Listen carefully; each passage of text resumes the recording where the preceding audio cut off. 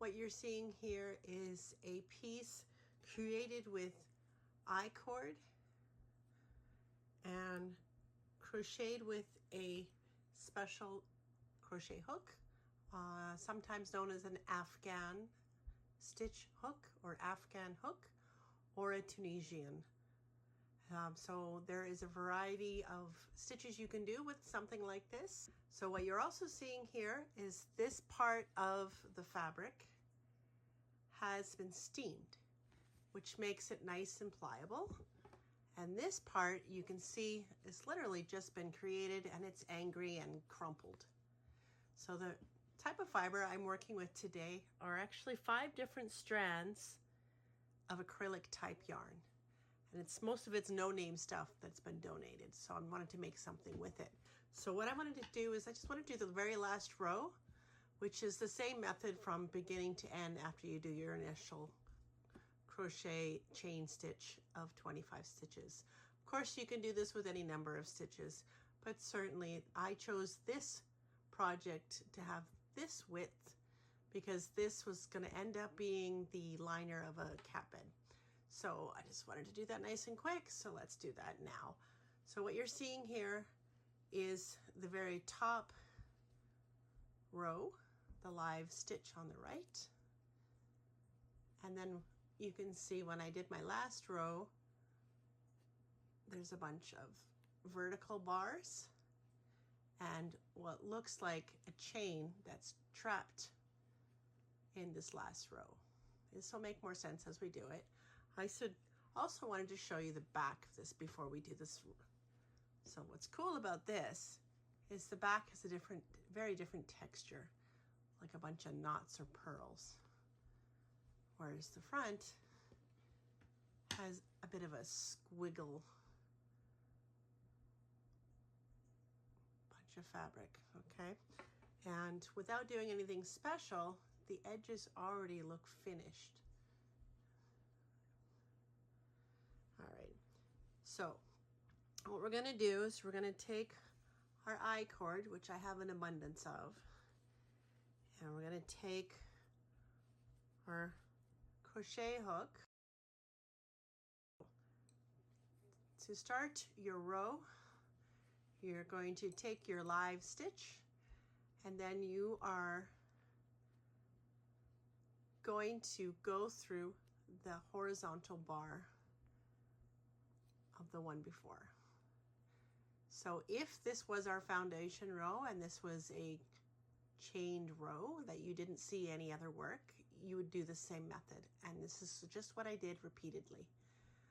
Also, when I was working with this initially, I chose to do it this way, and then later when I verified the correct way or another person's way to do the stitch, they actually use the bars, not the way I'm doing. So this is, I guess, my modified version. So anyways, so you have your live stitch on there, and what we're going to do is we're going to put 25 loops on the needle, which is why you need a long needle, because we're going to go all the way over the width of the project. So we're just going through this first bar or leg, and then we're just going to continue that all the way over. Don't make it too tight, don't make it too loose, and you just want to continue. Of course, anything on video is always harder when you're looking at the video to do it. And now the final one, which is right here. So this is the first pass or the forward row.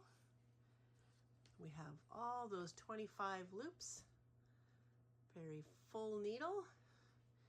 And now we're going to make our last row on this project while I'm demoing it nice and quickly. And to begin your return row, first thing you're going to do is you're going to make a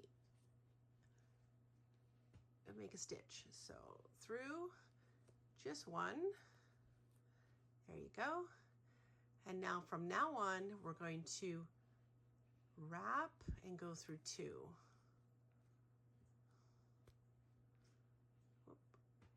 what you get when you do it through the camera. Let's do that again.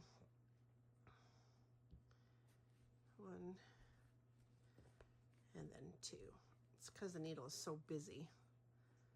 Okay, so that's what it looks like. We're going to continue. Okay, so then we're going to wrap and go through 2. Wrap and 2. So now we have 2 loops left. We're going to go through it, and we're not quite done. We do 1 more.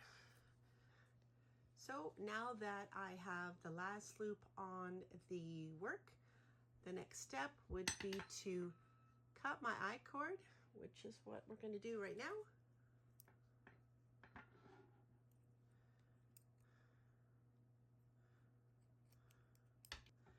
And now with crochet, this is the magic of it. To help finish the end, what I've done is I've cut the I-cord. It was over here somewhere. I've undid it, and those live 4 stitches, I used my much smaller crochet hook, and I put all the loops together and ran the tail through it to lock it in. Now what I'll do is I will thread in the tail throughout the piece in different ways and tie small knots that can be hidden. That way there's absolutely no chance that it's going to come undone. Even yours can look professional and locked in. Can't even see where I did it. All right, so this is the finished project. This is the back of the project. As I worked this piece, it did tend to kind of go to a bit of a diamond or a slanted square. But with some blocking and some relaxing of the fabric, it can easily be formed back into a square type shape. Now, I've only done a quick one, so you could kind of see some distortions, but if I wanted to spend more time and steam it more, I could certainly block it into shape after washing, etc. But I'm happy with the product. So this is the front of it. It's loose, but yet dense and quite beautiful. And so I am now going to put it in the cat bed. All right, so here it is. The liner's done and in our cat bed. And as the cats love this bed, it'll get quite a bit of use, and it'll be much easier to wash just by taking out this insert. And that's it.